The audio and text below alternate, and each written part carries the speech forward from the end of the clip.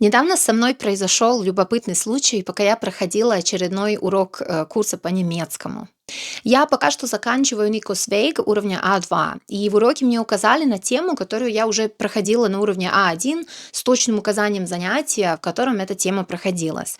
И я сразу перешла туда, чтобы повторить материал и заодно посмотреть, как сейчас воспринимаю то, что изучала раньше. Когда я впервые проходила курс А2, я хорошо помню, какое напряжение испытывала перед некоторыми темами. Было ощущение, будто я пробиваюсь через язык, чтобы хоть что-то понять. И такое состояние возникало довольно часто. Для меня все было новым и непривычным. И произношение, и слова, и отсутствие какой-то понятной логики. Аудирование тоже было практически на нуле.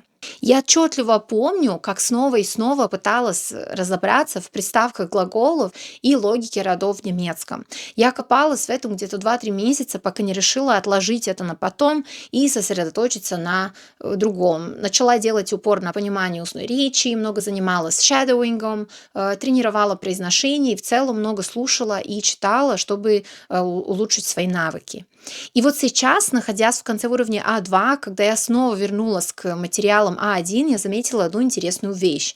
Многие слова, род которых раньше казался мне невозможным для запоминания, теперь прилипли сами собой. То же самое произошло с приставком и глаголом. Все стало логичным и привычным, и не осталось ни следа той сложности, которую я когда-то испытывала. Более того, после повторного прохождения эти знания закрепились, и теперь я использую их осознанно и целенаправленно, что повышает точность моей речи. Это привело меня к следующему выводу. В языке существуют определенные логические уровни, которые не всегда совпадают с уровнями по C и F, R. Каждый человек проходит их немного по-своему, но в целом мы движемся по похожим ступенькам, я предполагаю, особенно если у нас один родной язык. Если изучать грамматику эксплицитным методом на уровне, как мы часто и делаем на курсах, к которому мы еще не готовы по навыкам, например, если мы в начале А2 изучаем грамматику уровня А2, есть вероятность, что она не будет внедряться в речь и письмо. Такие структуры ощущаются как будто бы навязанными, потому что мы еще недостаточно часто их встречали в речи и в текстах. Соответственно, мозг в каком-то смысле начинает их игнорировать. Это кажется слишком трудозатратным и не вписывается в текущую внутреннюю логику языка. Условно говоря, чтобы понимать и начать использовать грамматику уровня А2 в речи, человек уже должен в какой-то степени владеть ею на неосознанном уровне через погружение и накопление языкового опыта. И только после этого имеет смысл подсветить этой структуре через правила. Еще лучше делать это имплицитно, например, выводить закономерности из собственных примеров. Современные учебники обычно включают грамматику, лексику, аудирование, чтение, письмо, разговорную практику, и они равномерно распределены в учебниках, следуя логике одного уровня. Но, похоже, наилучшие результаты достигаются тогда, когда сначала формируются навыки, и только потом закрепляется грамматика того же уровня. Это помогает не терять мотивацию из-за сложностей с грамматикой, развивать другие навыки, и уже на их основе легче усваивать структуры. При таком подходе выше шанс, что человек не бросит изучение языка, останется с ним дольше и в итоге придет к состоянию, когда грамматика начнет естественно ложиться на уже сформированную базу.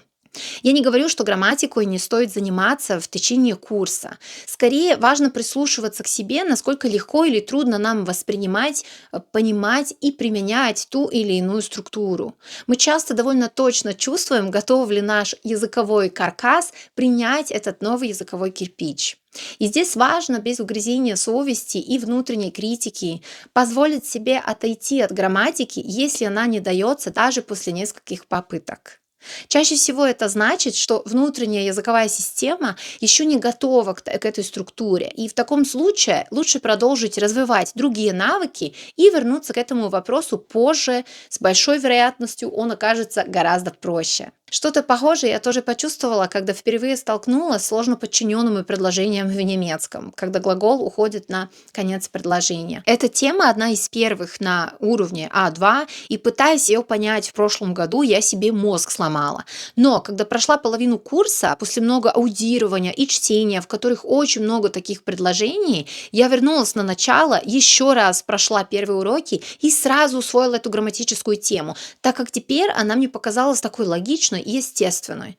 Конечно, в групповых занятиях все это сложнее реализовать, но для самостоятельного обучения это отлично подходит.